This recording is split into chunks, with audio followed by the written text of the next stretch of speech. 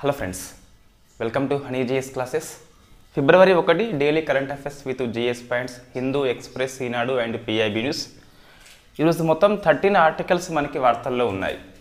So first Indian polity 2 articles, economy 1, space 1, science and technology అదర్స్లో 2, ecology 1, government policy 2, next నియామకాలు 1, sports 2 current affairs వార్తల్లో ఉన్నాయి. తెలంగాణ కోసం అని చెప్పేసి ఒక 3 ఆర్టికల్స్ వార్తల్లో ఉన్నాయి. సో ఫస్ట్ జార్ఖండ్ కొత్త నూతన ముఖ్యమంత్రిగా చంపై సోరెన్ అని చెప్పేసి రావడం జరిగింది. సో ఎందుకు వచ్చింది, మనకి ప్రజెంట్ ఉన్న ముఖ్యమంత్రి హేమంత్ సోరెన్ రాజీనామా చేయడం జరిగింది. ఇతన్ని ఇన్ఫ్యాక్ట్ ఈడీ అరెస్ట్ చేసింది. సో నూతన ముఖ్యమంత్రిగా చంపై సోరెన్ వచ్చిండు. సో మనకి వెంటనే ఇన్ఫ్యాక్ట్ 164(1) ప్రకారము ముఖ్యమంత్రి అనే వ్యక్తిని గవర్నర్ నియామకం చేస్తారు. తర్వాత ముఖ్యమంత్రి సలహా మేరకు గవర్నరు ఇతర మంత్రులని నియామకం చేస్తాడు. ఆ మంత్రులు అందరూ కూడా 164 సబ్ క్లాస్ 2 ప్రకారము కౌన్సిల్ ఆఫ్ మినిస్టర్స్ ఎవరైతే ఉన్నారో వీళ్ళు స్టేట్ కాబట్టి కంపల్సరీ లెజిస్లేటివ్ అసెంబ్లీ యొక్క విశ్వాసం పొందాలి. దీన్ని మనము రెస్పాన్సిబిలిటీ అని చెప్పేసి పిలుస్తాం. సో మంత్రిమండలి సమిష్టిగా అసెంబ్లీకి బాధ్యత వహిస్తుంది. సో దీన్ని మనకు ఇండైరెక్ట్గా విశ్వాసం పొందాలని చెప్పేసి ఈ ఆర్టికల్ మనకి చెప్తుంది. సో 164 సబ్ క్లాస్ 2 ప్రకారము చంపై సోరెన్ యొక్క మంత్రివర్గం ఏదైతే ఉందో సభ యొక్క విశ్వాసం కోసం అని చెప్పేసి కంపల్సరీ విశ్వాస పరీక్ష నిర్వహణ చేస్తారు. సో గవర్నరు ఫ్లోర్ టెస్ట్ పిలిచేందుకు ఎక్కువ అవకాశం ఉంది. సో నెక్స్ట్ చూస్తే సత్నామ్ సింగ్ సంధు అని చెప్పేసి మనం ఇది లాస్ట్ డేలో డిస్కస్ చేయడం జరిగింది, మరొకసారి వార్తల్లో వచ్చింది. సో సత్నామ్ సింగ్ సంధు ఇన్ఫ్యాక్ట్ ఇతన్ని రాష్ట్రపతి గారు రాజ్యసభ సభ్యుడిగా ఇన్ఫ్యాక్ట్ నామినేట్ చేయడం జరిగింది. సో ఇది మనం డిస్కస్ చేసినాం ఆల్రెడీ. ఇతను చండీగఢ్ యూనివర్సిటీ యొక్క స్థాపకుడు అని చెప్పేసి, ఆ యూనివర్సిటీ ఏదైతే ఉందో QS వరల్డ్ ర్యాంకింగ్ లోపల ఆసియాలో నెంబర్ 1 ప్రైవేట్ ఇన్స్టిట్యూషన్ అని చెప్పేసి మనం డిస్కస్ చేసినాం. ఇప్పుడు మళ్ళీ ఎందుకు వార్తల్లో వచ్చింది అంటే, సత్నామ్ సింగ్ నూతన పార్లమెంటు భవనంలో ప్రమాణ స్వీకారం చేసిన ఫస్ట్ ఎంపీ అండి. లోక్సభ కావచ్చు, రాజ్యసభ కావచ్చు, మొత్తం మీద నూతన పార్లమెంటు భవనంలో మనకి ఫస్ట్ టైం ప్రమాణ స్వీకారం అని చెప్పేసి సత్నామ్ సింగ్ని పిలుస్తాం. సో ఇది మనం గుర్తుపెట్టుకోవాలి, ప్రశ్న వచ్చేందుకు ఎక్కువ అవకాశం ఉంటుంది. సో రాజ్యసభ సభ్యుడిగా మళ్ళీ చెప్తున్నా, ఇన్ఫ్యాక్ట్ ఏ రంగంలో అని చెప్పేసి మనకి ఎక్కడ ఉండదు. బట్ 4 రంగాల్లో స్పెషల్ నాలెడ్జ్ ఉన్న వాళ్ళని రాష్ట్రపతి నామినేట్ చేయవచ్చు. బట్ మన పర్టికులర్ సత్నామ్ సింగ్ని ఏ రంగంలో అని చెప్పేసి ఎక్కడ మనకు కనిపించదు, అట్లా ఉండదు కూడా.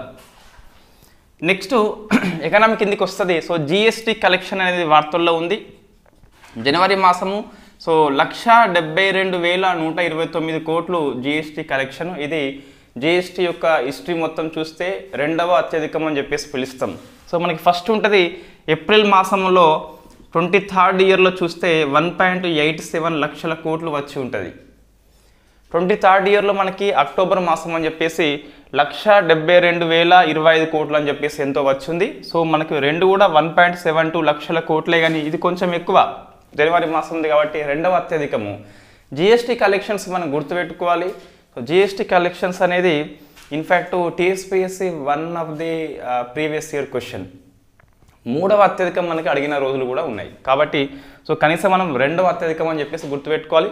ఒకసారి వచ్చిందంటే ప్రశ్న మళ్ళీ వస్తుందని కాదు, కానీ ఇది రికార్డు హైయెస్ట్ కలెక్షన్ కాబట్టి ఒకసారి ఆ మంత్ ఎంత అమౌంట్ అని చెప్పేసి ఆ ఫిగర్ గుర్తుపెట్టుకోవాలి. 1.72 లక్షల కోట్లు సరిపోతుంది.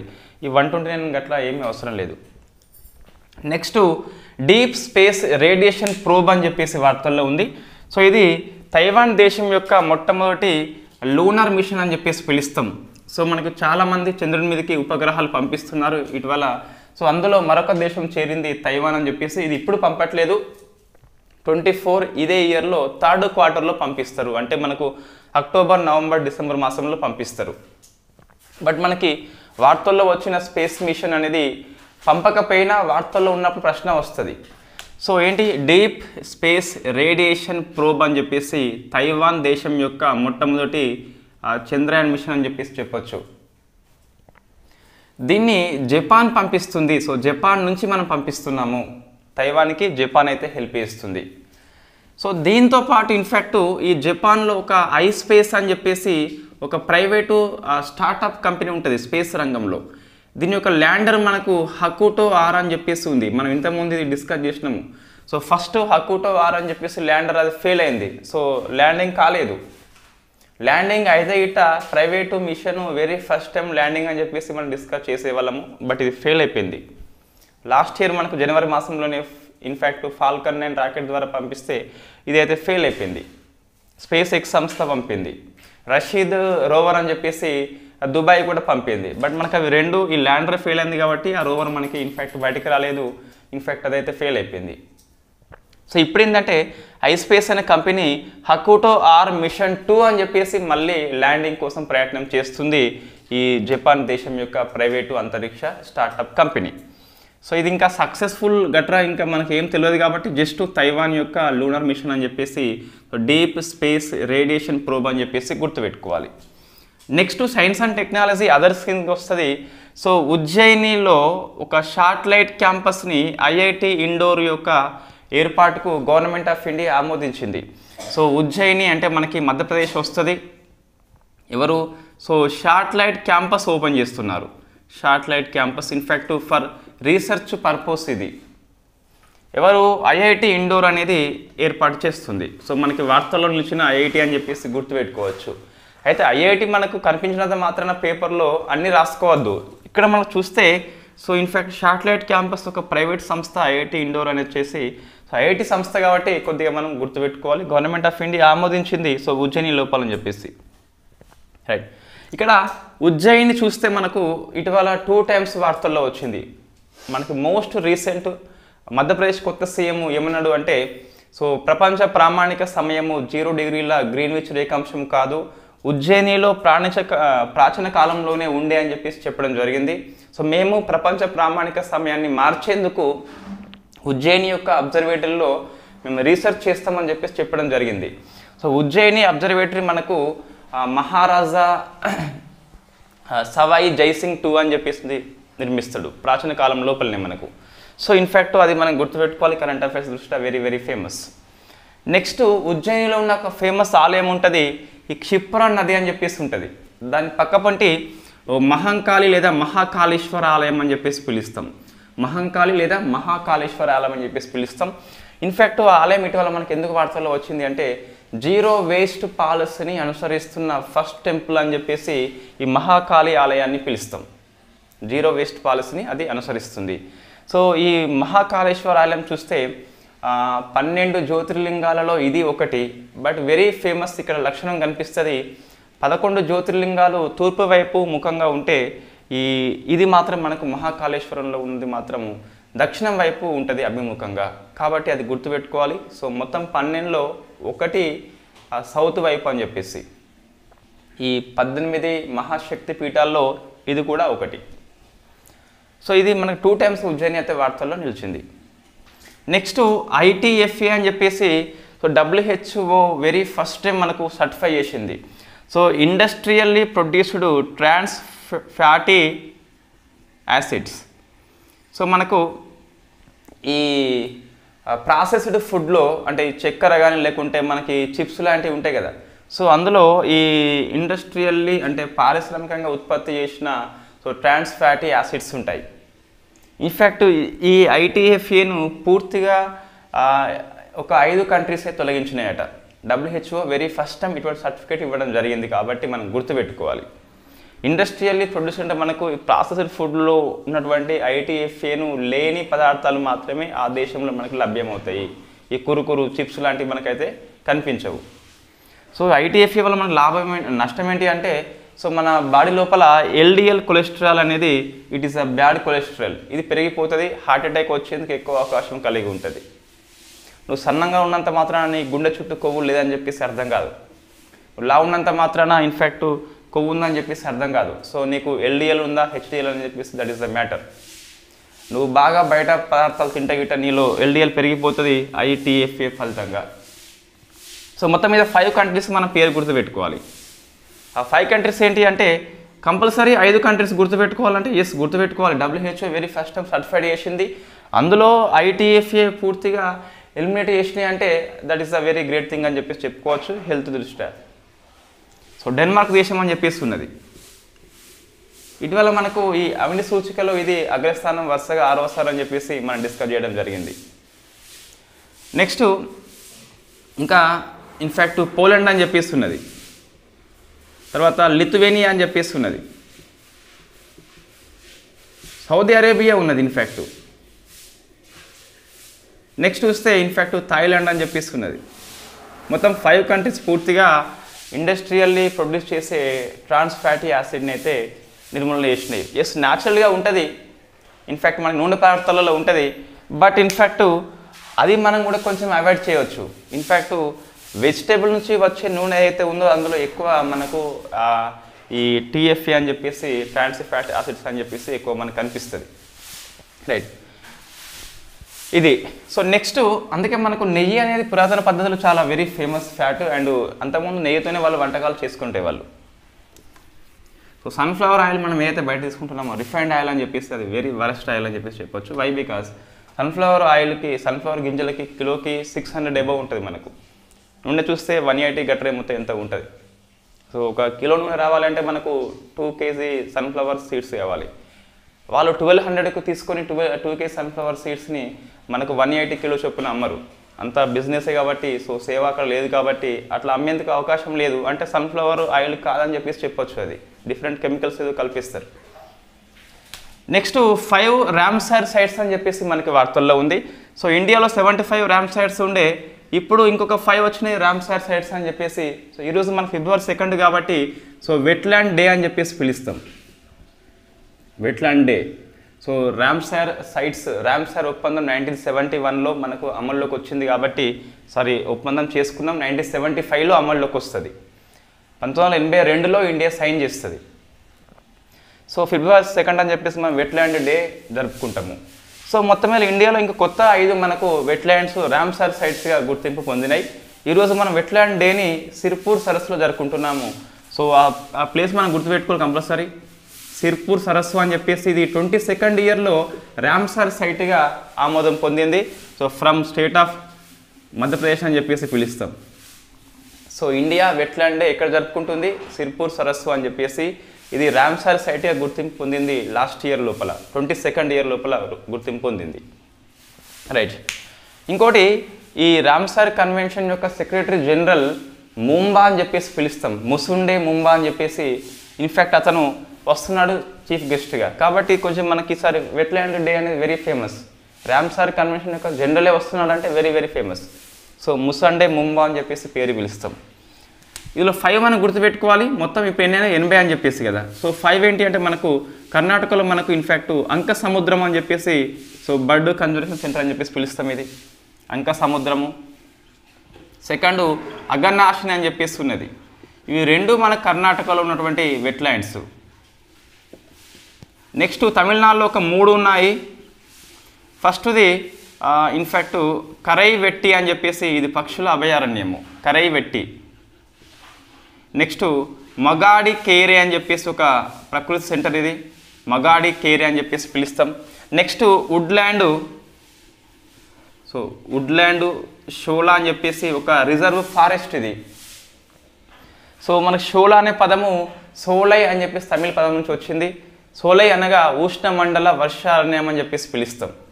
సో వుడ్ల్యాండ్ ఉష్ణమండల వర్షారణ్యం అని చెప్పేసి తమిళనాడులో. మగాడి కేర్ అని చెప్పేసి ఒక ప్రకృతి సెంటర్ అది. నెక్స్ట్ కరైవెట్ అని చెప్పేసి బర్డ్స్ సాంక్చురీ అని చెప్పేసి పిలుస్తాం. నెక్స్ట్ అగన్నాశిని అండ్ అంక సముద్రం అని చెప్పేసి మొత్తం మీద 5 పొందినాయి కాబట్టి 5 పేర్లు మనం గుర్తుపెట్టుకోవాలి. 75 అనేది మనకి తరచుగా వార్తల్లో వస్తుంటాయి.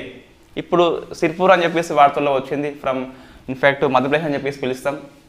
సో ఇది 5 గుర్తుపెట్టుకోవాలి. ఈ 5తోని మనకు అత్యధికము తమిళనాడు అని చెప్పేసి మొత్తం 16 సైట్స్ ఉన్నాయట. ఫస్ట్ ప్లేస్ ఏంటివరకు తమిళనాడు అని చెప్పేసి. రెండవ ప్లేస్ యూపీ అని చెప్పేసి మొత్తం 10 ఉన్నాయట సైట్స్ వచ్చేసి. సో 80 రామ్సార్ సైట్స్తోని భారతదేశంలో వీటి యొక్క విస్తీర్ణం మనకు 1.33 మిలియన్ హెక్టార్స్ అని చెప్పేసి ఆ విస్తీర్ణం మనకు కనిపిస్తుంది. So 1.33.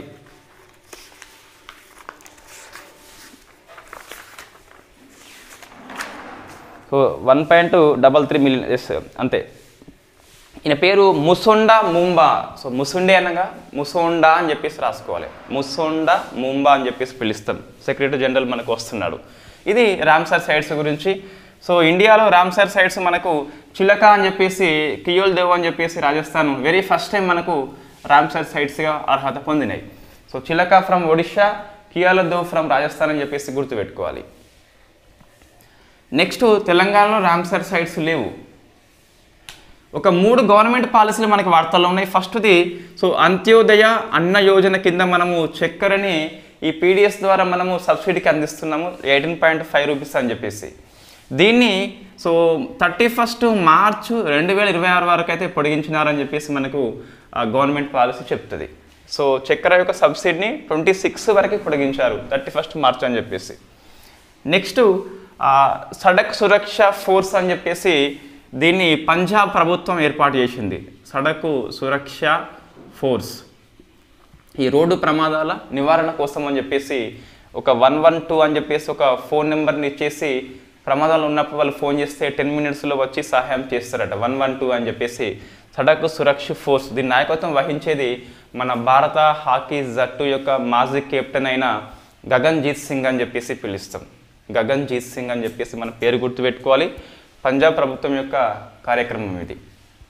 Next Indian institution of mass communication అనే యూనివర్సిటీకి సో డీమ్డ్ టు బి హోదా వచ్చింది. ఇది ఎవరికి ఇస్తారంటే ఎవరైతే యూనివర్సిటీ గ్రాంట్ కమిషన్ యొక్క స్టాండర్డ్స్ని మెయింటైన్ చేస్తారో వాళ్ళకి యూనివర్సిటీ డీమ్డ్ టు బి హోదా అని చెప్పేసి వస్తుంది. సో మనకు ఢిల్లీలో ఉన్న ఇండియన్ ఇన్స్టిట్యూషన్ ఆఫ్ మాస్ కమ్యూనికేషన్కి ఈ హోదా రావడం జరిగింది. సో డీమ్డ్ వర్సిటీ హోదా అని చెప్పేసి పిలుస్తాం.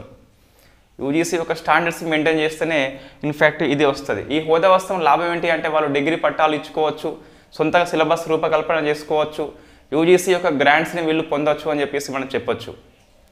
అంటే మనము వాళ్ళు రీసెర్చ్ చేయవచ్చు, సిలబస్ రూపకల్పన చేసుకోవచ్చు, ఫ్రీడమ్ ఉంటుంది, గ్రాంట్స్ కూడా మనకు వస్తాయని చెప్పేసి చెప్పొచ్చు. సో అదే డీమ్డ్ టు బి వర్సిటీ హోదా అని చెప్పేసి పిలుస్తాం. ఇన్ఫ్యాక్ట్ ఇది మన ఇండియన్ ఇన్స్టిట్యూషన్ ఆఫ్ మాస్ కమ్యూనికేషన్కి వచ్చింది ఫ్రమ్ ఢిల్లీ అని చెప్పేసి పిలుస్తాం. నెక్స్ట్ ఇది పెద్దగా అవసరం లేదు. జోహార్ సుల్తాన్ ఇబ్రహీం అని చెప్పేసి మలేషియా యొక్క 17వ రాజుగా నియామకం పొందిండు. అది ఎగ్జామ్లో రాదులేండి. నెక్స్ట్ జైషా అని చెప్పేసి ఆసియా క్రికెట్ కౌన్సిల్కి 3వసారి అధ్యక్షుడిగా ఎన్నికైండు. ఇది కూడా మనకి ఎగ్జామ్లో దాదాపు రాకపోవచ్చు. But very famous. Next 6th Khelo India youth games అని చెప్పేసి మనం డిస్కస్ చేసినాము. మస్కట్ ఏంటి, లోగో ఏంటి అని చెప్పేసి ఇప్పుడు పూర్తిగా 31st మన గేమ్స్ అయిపోయినాయి కాబట్టి ఒకసారి చూసుకోవాలి. 6th Khelo India youth games అని చెప్పేసి. సో ఇది మనకు హోస్ట్ ఎవరు అంటే Tamil Nadu. South India states very first time అని చెప్పేసి గుర్తుపెట్టుకోవాలి. సో మస్కట్ ఏంటి మనకు వీర మంగై అని చెప్పేసి ఉన్నది. వీర మంగై. ఇన్ఫ్యాక్ట్ ఈ బిరుదు ఎవరిది అంటే మనకు సో ఇన్ఫ్యాక్ట్ రాణి నాచి వేలియర్ అని చెప్పేసి సో బ్రిటిష్ ప్రభుత్వానికి వ్యతిరేకంగా పోరాడిన ఫస్ట్ మహిళ అని చెప్పేసి పిలుస్తాం. వీరమంగై అని చెప్పేసి బిరుదు వస్తుంది. సో రాణి నాచి వేలియర్ అని చెప్పేసి very very famous. Next logo ఏంటి మనకి ఇన్ఫ్యాక్ట్ అంటే తిరువల్లూరు కవి ఉన్నాడుగా, ఆయన కవి యొక్క బొమ్మ మనకు కనిపిస్తుంది. ఫేమస్ గ్రంథం మనకి తిరుక్కులర్ అని చెప్పేసి ఉంటుంది. సో తమిళ సాహిత్యంలో వెరీ వెరీ ఫేమస్ బుక్ అది. సంఘయుగం నాటి పుస్తకం అది. సో ఫస్ట్ ప్లేస్ మనకి ఇన్ఫ్యాక్ట్ మహారాష్ట్ర వచ్చిందండి. మహారాష్ట్ర వచ్చింది. మొత్తం మీద 57 స్వర్ణాలు వచ్చినాయి, 158 పథకాలు వచ్చినాయి. ఇక ఇవన్నీ అంటే మనకు అంతగానో అవసరం లేదు. ఆ కాంస్యము ఏంటి, వెండి ఏంటి అని చెప్పేసి. 2వ ప్లేస్ మనకు సో హోస్ట్ స్టేట్ అయిన తమిళనాడుకు వచ్చినాయి 38 స్వర్ణాలు అని చెప్పేసి పిలుస్తాం. 3వది హర్యానా అని చెప్పేసి వచ్చింది. సంథింగ్ 35 ఎంతో ఉంది మనకు. ఎవరిది హర్యానాది. సో బట్ మనకు హర్యానా కూడా అవసరం లేదులేండి అంతగానము. ఈ మహారాష్ట్ర సరిపోతుంది. ఇన్ఫ్యాక్ట్ హర్యానా 35 మనకు అనిపిస్తుంది. రైట్. ఈ తెలంగాణ చూస్తే పెద్దగా ఇంపార్టెంట్ లేని అంశాలే ఉన్నాయి. అందులో ఫస్ట్ చూస్తే నంది అవార్డ్స్ అని చెప్పేసి ప్రతి ఉగాదికి ఈ సినిమా వాళ్ళకి ఇస్తారు. ఇన్ఫ్యాక్ట్ అది గద్దర్ ప్రజా యుద్ధ నౌక గద్దర్ అవార్డుగా పేరు మార్చడం జరిగింది ఒకటి. సెకండ్ది తెలుగు భాషా రత్న అవార్డు అని చెప్పేసి ఆంధ్రప్రదేశ్ యొక్క అధికారిక భాషా సంఘం అని చెప్పేసి అవార్డు ఇస్తుంది. సో ఈసారి మనకు సుద్దాల అశోక్ తేజకు రావడం జరిగింది. మన తెలంగాణ కాబట్టి గుర్తుపెట్టుకోవాలి. ఈ టీ హబ్ లోపల ఫ్రాన్స్ యొక్క కాన్సులేట్ కార్యాలయాన్ని ఓపెన్ చేస్తారట త్వరలోనే అని చెప్పేసి మనకి వార్తలు వచ్చినాయి. ఈ 3 అంశాలు మనకి తెలంగాణ కరెంట్ అఫైర్స్.